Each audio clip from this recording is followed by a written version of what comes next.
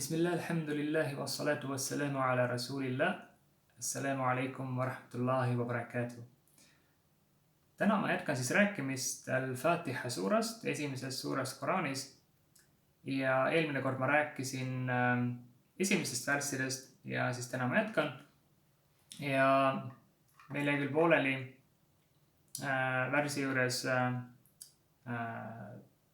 Alhamdulillahi rabbil alamin, kiitus olgu Jumalale maailmade issandale, millel tuleb järgi Ar-Rahmani Ar-Rahim, mis siis eesti keeles tähendab halastavale ja armulisele, aga selle seletus tuli ka juba alguses, kui ma rääkisin Bismillahirrahmanirrahim kohast, millega me alustame siis ka teisi suurasid Koraanist. Nüüd edasi, Maaliki Yawmid-Din, see tähendab eesti keeles viimse kohtupäeva kas siis omajale või kuningale. Kuningas ei ole päris nagu täpne sõna, aga eesti keeles kui midagi väga head ei ole, et otsetõlkes oleks siis tõesti nagu viimse kohtupäeva omajale, keegi, kes siis omab seda, kellele kuulub see viimne kohtupäev ja mille tagajärjel siis, kui talle see kuulub, kui ta seda omab, siis on tal ka võime on tal võime ka käskida ja keelata, tasuda ja karistada ning toimida oma omandiga ükskõik millisel viisil ta soovib. Et Allah võib siis selle viimse kohtupäevaga toimida nii, nagu tema soovib. Ja siin värsis tehaksegi see omandiks ongi siis see viimne kohtupäev, mis tähendab siis seda ülestõusmispäeva, kus tasutakse inimestele nii nende heade kui ka halbade tegude eest. Ja samuti siis sel päeval saab loodule, inimestele, kõigele muule, saab selgeks täielikult siis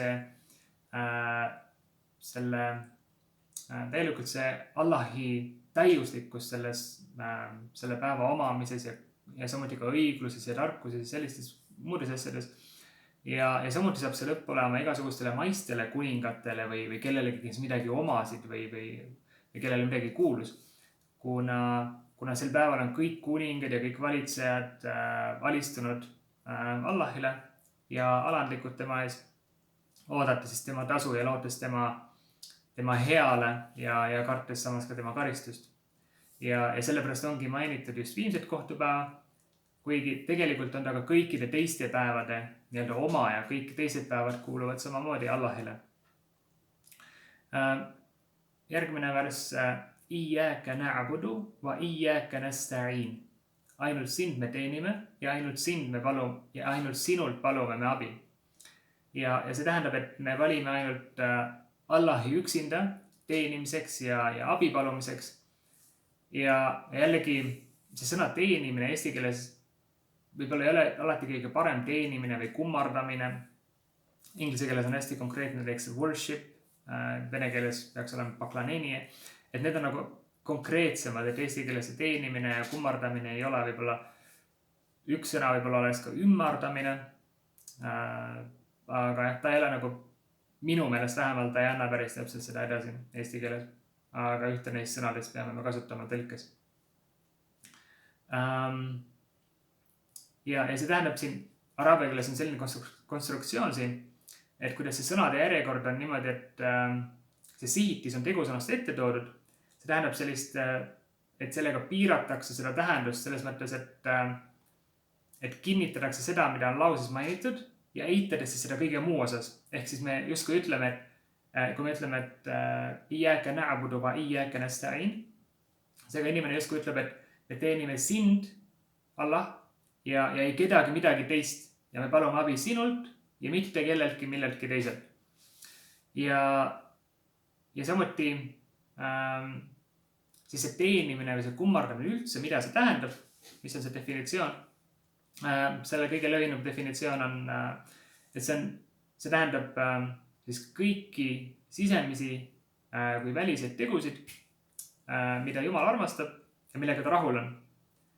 Ja samuti siis abipalumine on kõige kõrgemas sõltumine hea saamisel ja halva tõrjumisel ning samuti kindlustunne, et ta tõesti aitab abipalujat.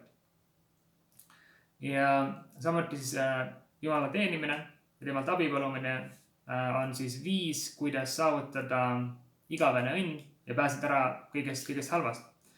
Ja ei ole mingit teed ka pääsemiseni peale ilma nende kaheta, ilma siis tema teenimiseta ja ilma temalt abi palumata. Ja samuti teenimisel või kummardamisel on 2 tingimust, ilma milleta see ei ole kunagi vastu võetud. Ja nendeks 2 tingimuseks on siis kõigepealt siirus, ikhlas, siirus Jumalale, tehakse seda siiralt Jumalale, seda tegu. Näiteks palvetades, et me teeme seda tõesti Jumalale, et me ei ilusta oma palveid, kui keegi näeb, et me siis teeme kuidagi teistmoodi midagi, loeme natukene ilusamalt Koraani või teeme natukene rahulikumalt oma palveid, kui keegi näeb. Et see siirus peab olema ainult Jumalale, et me teeme seda tõesti Jumalale. Ja teine tingimus on siis, et me järgime Jumala sõnumitooja sallallahu alaihi wasallam viisi selle teenimise juures. Et kui see on võetud, see teenimise viis on võetud Jumala sõnumitoojalt sallallahu alaihi wasallam, et me ei loo ise mingeid uusi teenimise vorme. Et siis see ka ei ole samamoodi vastu võetud. Ja samuti siis siit edasi ihtinas sirat al-mustaqim, juhata meid sirgele teele. Sirat al-mustaqim tähendab sirget teed. Ja see tähendab siis näita meile kätte, juhata meid sirgele teele, tee meid selles edukaks, tee meid edukaks sellel sirgel teel.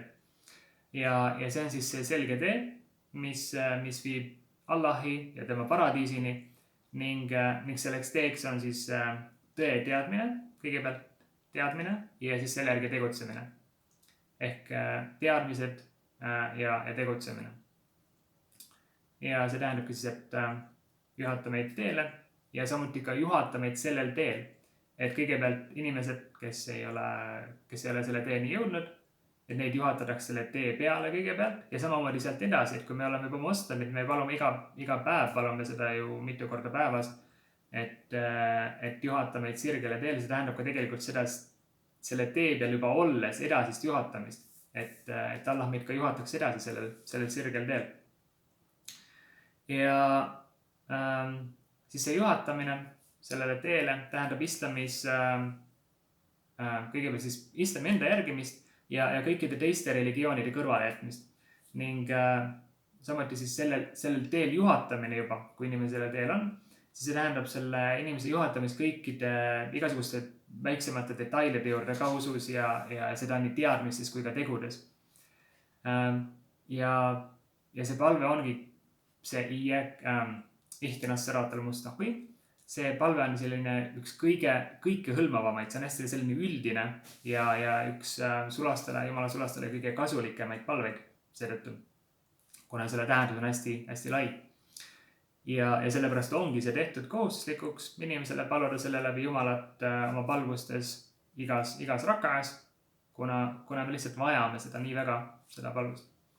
Nüüd see sirge tee, sealt edasi ütleb siis sirat alladhina an'amta alayhim, nende teele, keda sa oled õnnistanud, kelleks siis on prohvetid, sellised hästi siiralt ausad inimesed, märtrid ja õiglased, ja mitte nende teele, kes on sind vihastanud, ghayril maghdubi alayhim, ehk siis inimesed, kes teadsid tõde, kes teadsid, et Jumala usk on õige, kuid siis jätsid selle maha, pöördusid sellest kõrvale. Ega ka nende teele, kes on eksinud, ghayril maghdubi alayhim, waladhdallin on siis see osa, et ega nende teele, kes on eksinud. Ehk kes jätsid tõe oma rumaluse tõttu, nad ei teadnud tõde või siis olid eksimuses, sellepärast jätsid siis tõde järgimata. Nüüd see peatükk samuti, kuigi ta on lühike, selles on olemas kolm tauhiidi ehk siis Jumala ainsuse liiki. Ja see tegelikult hõlmab üldse nagu üleüldiselt hõlmab hästi palju võrreldes ka isegi teiste mõne suurema peatükiga, hõlmab hästi palju endast ja sellepärast me loemegi seda ka igas rakas.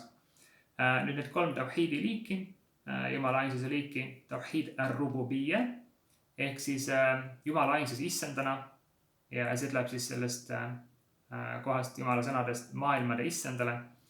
Teine on tawhid al-ilahiyya ehk Jumala ainsus tema teenimises, et kogu teenimine kuulub ainult Jumalale.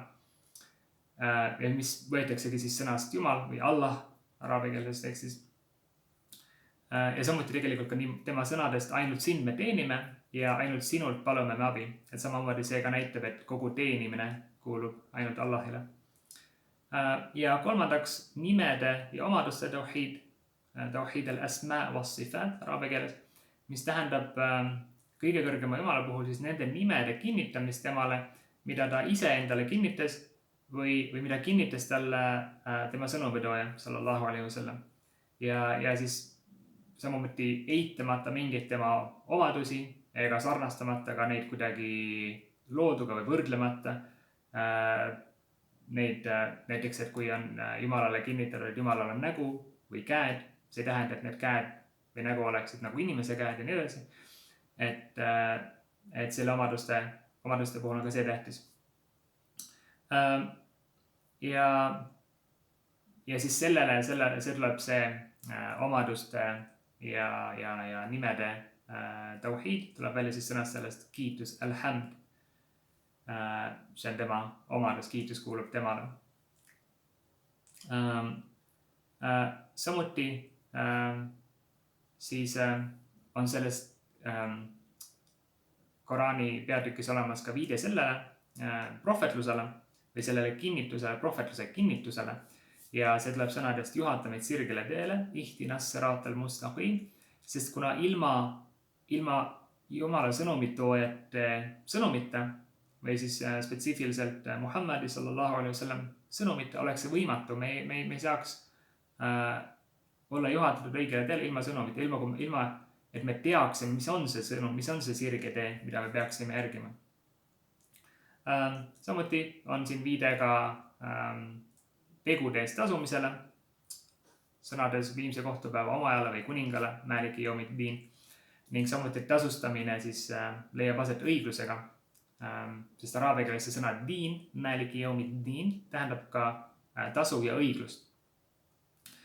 Samuti kinnitab see suura, see väike peatükk Koraanist jumalikku ettemääratust, qadrit, ning et Jumala sulane on tõesti see, kes sooritab oma tegusid.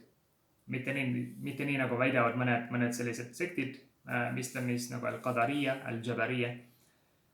Ja samuti on sellest peatükis ka vastuväide kõikidele, kes teevad sellist negatiivseid uuendusi, bida või siis innovaatorid, võib-olla eesti keeles see tähendus on, või see sõna ei ole kõige parem, sest innovatsioon on meil tavaliselt positiivse tähendusega, aga innovatsioon usus siis on keelatud, igasugused uuendused, mis ei põhine sellel, mis on siis tulnud Koraanist või sunnast.